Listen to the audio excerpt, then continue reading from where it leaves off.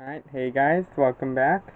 I'm going to show you how to make the engine stay running on this with a motor, so it can send some electrical circuit to the motor constantly without doing anything to the controller. First, turn on this battery box.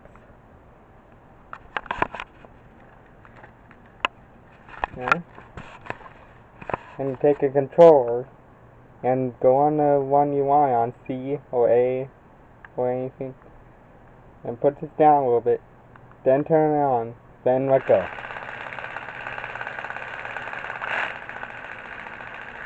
Takes a couple tries to get where you want to idle, but it works.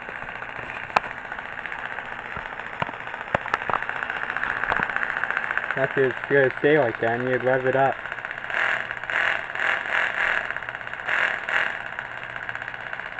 Very easy to do. You do with any battery box.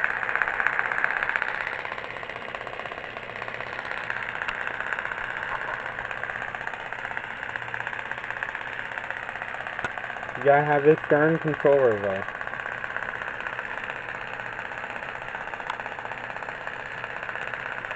Thank you guys for watching. Please like and subscribe.